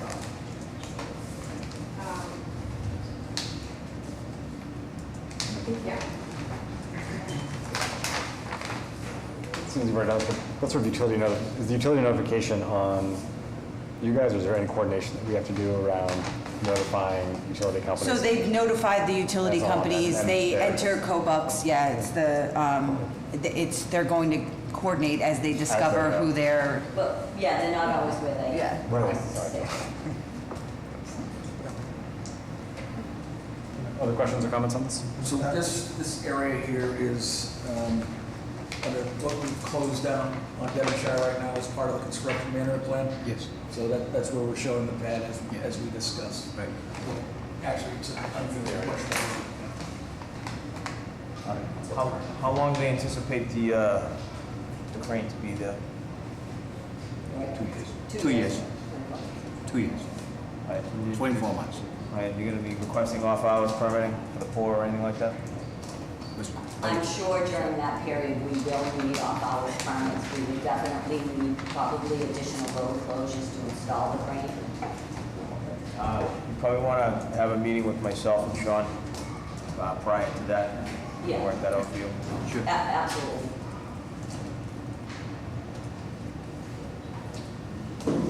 Other questions or comments? Just on the, also, the park that's adjacent on Devonshire, is there something that you're planning on in that area right now? stay tuned. Yeah, so we are in the process of reviewing with the various community members and stakeholders the plan for Winthrop Square Park, which will be completely refurbished as part of the project. We've been working with Attorney Chong on getting the assignment because it's currently controlled by One Winthrop. I will be back here, I would say, in the next 3 months to So review that plan. it's controlled by Winthrop, who owns it?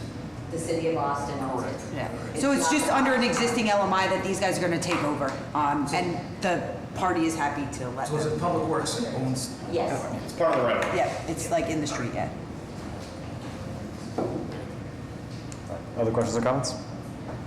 We just asked them to adjust their cut-up depth. We're 6 feet in the sidewalk and 10 feet in the road.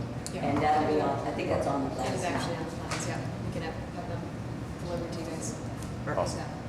Yeah. Members of the public? All right, see you guys in 2 weeks. Does that work? All right, until the 25th.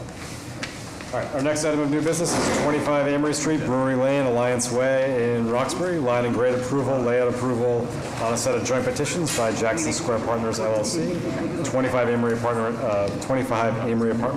LLC, 250 Center Street Housing LLC, 41 Amory LLC, 75 Amory Apartments LLC, the Massachusetts Department of Transportation, and the Massachusetts Bay Transportation Authority.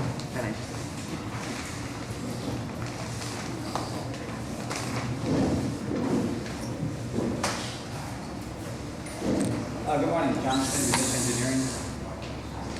Hi, NTA Salza, Senior Project Manager with JPNDC. Good morning, to Rhonda Ellis, Director of Real Estate for JPNDC. Lindsay Gale, Project Manager at the Community Builders. And I must say, we're very happy to be here. It's been a long process, going back to, I think, 2006, when I first started working on the redevelopment of Jackson Square. And today is a summation of years of hard work and coordination between 3 nonprofits, Make a Plan, APNGC, Urban Edge, and the Community Builders, as well as the involvement of the BHA, which we'll see in the next petition. A lot of coordination with the city, the Article 80 process has been completed, and agencies and abutters, as well as we relocated a 60 sewer this past year in order to free up the site for affordable housing. I'll give you an overview of the 2 projects. There are actually 2 petitions, 2 different projects before you today, but we're bringing them together because they are dependent on each other, and there's a lot of the same players involved in both projects. This is the existing Amory Street. That dead ends right here and comes out this way. Right now, this is a vacant parcel. This is the 125 Amory Street, which is the senior housing, which is going through renovations. And then there's the community building back here, and the rest of it is essentially parking lots. So the applications we'll see today is Brewery Lane, which will start at Amory Street here, which we're proposing as a public way. And that was after years of conversations and discussions. And then we have Alliance Way that runs from Brewery Way to Lost Atherton Street. So this will be a private way that provides perpendicular parking. Within the 125 Amory Street parcel, we have Alliance Way that runs from Amory Ave to Atherton Street, Holloway Street, which runs from Amory Street to Alliance Way, Holton Street, which runs from Amory Street to Alliance Way.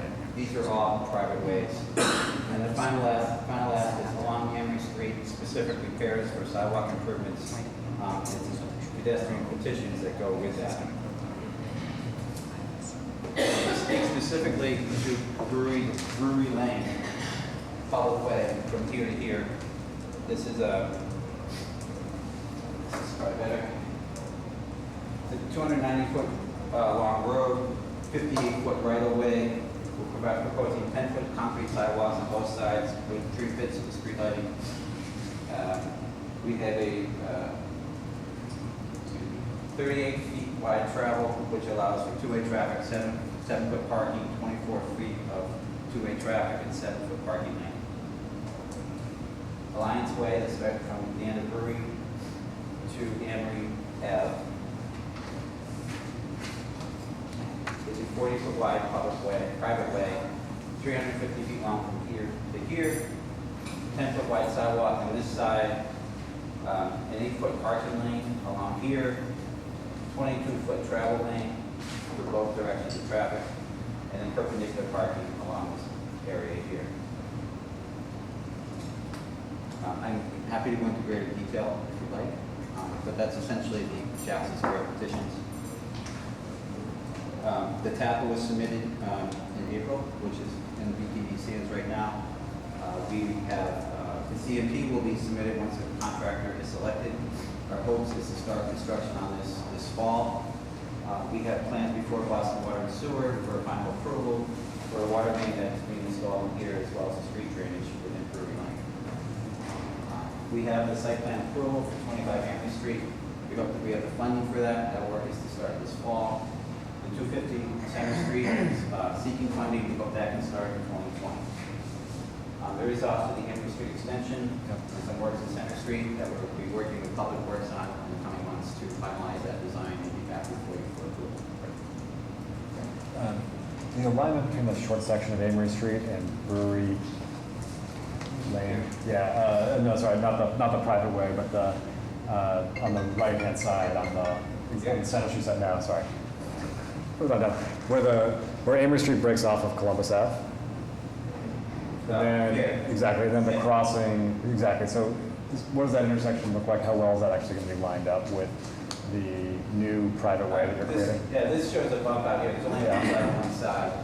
We've worked with Public Works on, with Amy's office on that line. So we feel good about that. It's squared up. As square as it can be given It's 25. It's square, right? Okay.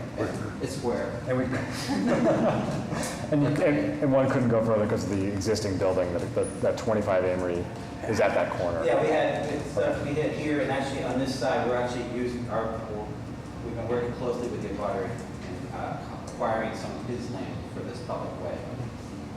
As well in the back, the abutter is giving up some of his land for the private way. So there's been a lot of negotiations and coordination before we are today. And the crossing is sort of what is, I guess, the top of your map, the west side, the angled crossing. Exactly, that will be to a path that you'll build that'll go to the Jackson Square Station. Is that correct? Yeah, there's also hopes for funding for the other section. To construct this greenway and construct this path and plaza that will be directly to Jackson. And that's coordination with DCR and the MBTA, presumably, or? Yeah, that was the selected desire line, so. Totally. That's where we put the crosswalk. Okay.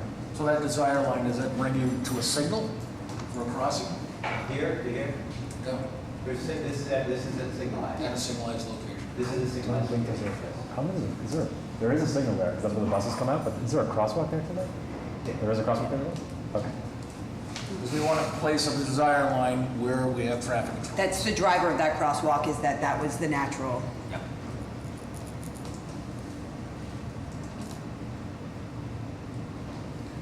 Guy, is this the TAPA that you delivered, sent over the other day? Okay, so you have this, the TAPA for 250 and 25, 250 and 25 came in April, and the one for 125 came in this week. And the CMP will be developed when you get a contractor online? Yes, and they're, right now, you're vetting a contractor. That's right. Underway. Final budget negotiations as usual. Okay. So when do you expect to have them on board? I mean, I think we're within striking distance, probably within the next couple of weeks.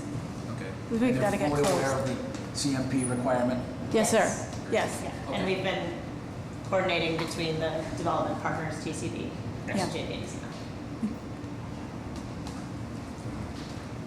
Anything you want to cover in this item? All right, questions or comments? Amy or Todd? Members of the public? Please.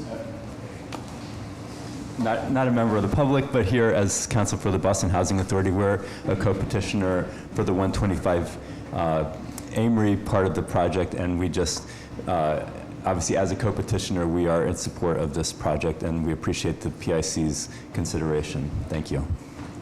Perfect. So we'll see you in, please go ahead. I would just like to offer for the record that Mark Boyle was here from the MBTA. He had to leave, but certainly a co-petitioner and has been very much. Terrific. He will be here in a couple of weeks for the public hearing as well. Terrific. Thank you. Thank you. All right, so we'll see you in 2 weeks on this item, and then our next item of new business is 125 Amory Street, Alliance Way, Holzer Street, Halloway Street, Roxbury layout approvals, pedestrian easements, specific repairs, on a set of joint petitions by Amory Street Partners, Boston Housing Authority, Amory Terrace Limited Partnership, and the Massachusetts Bay Transportation Authority.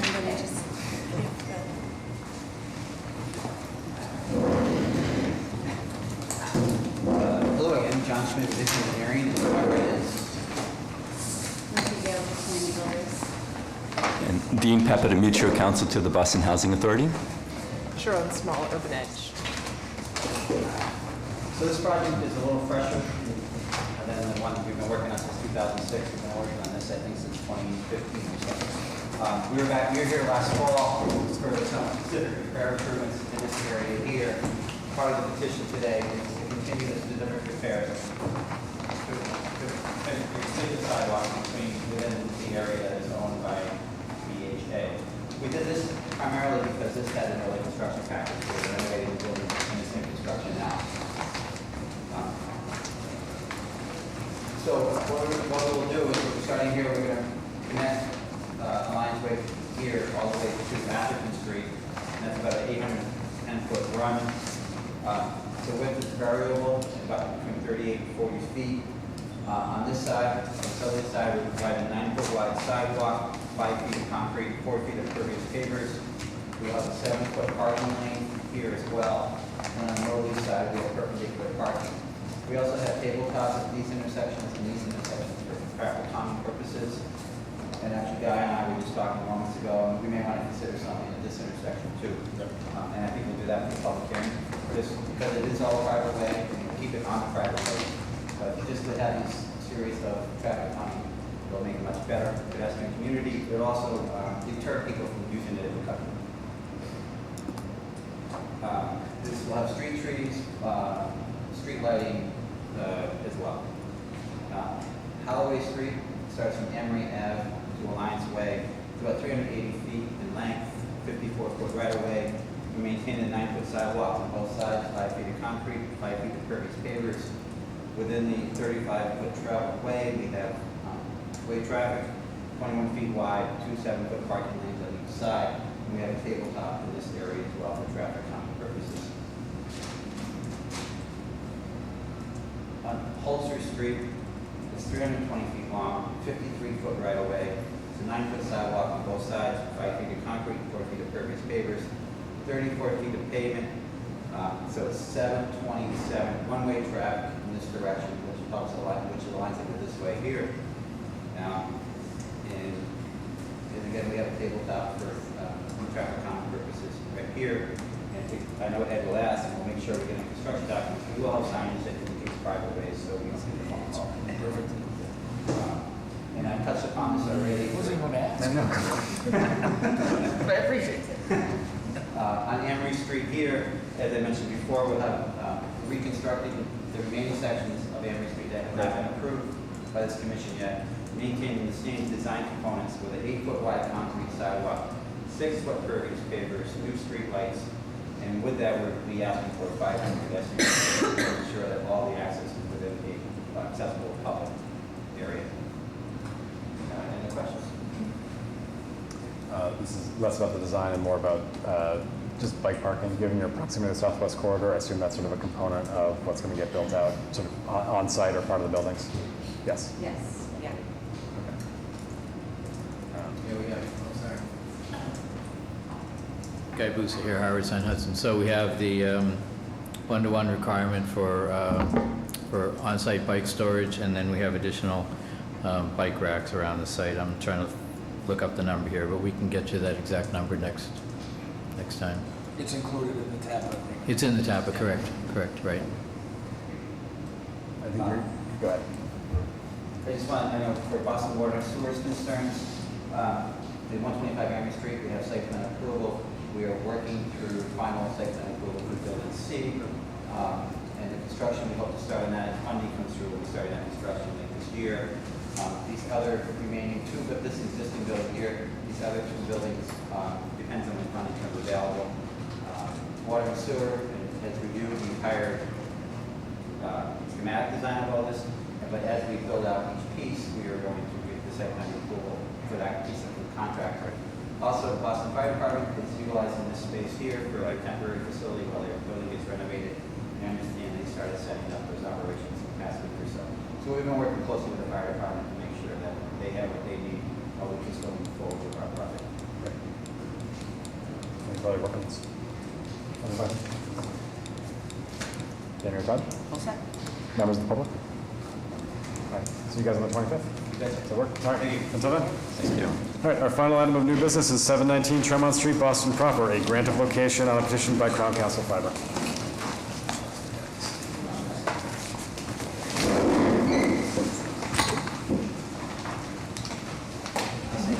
Yeah, I saw it. Thanks.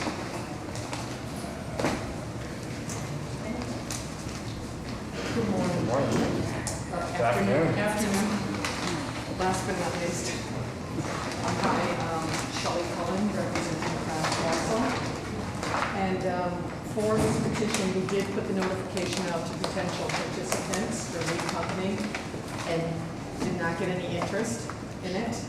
And then we notified all of the public agencies. This did turn out to be, it's in the South End Historic District, so I had to go through the design application with the Landmark Commission, and we've already been through that and they've approved it. So everything else should be all set. I did check, it is on a bus route, but we're not interfering with any access.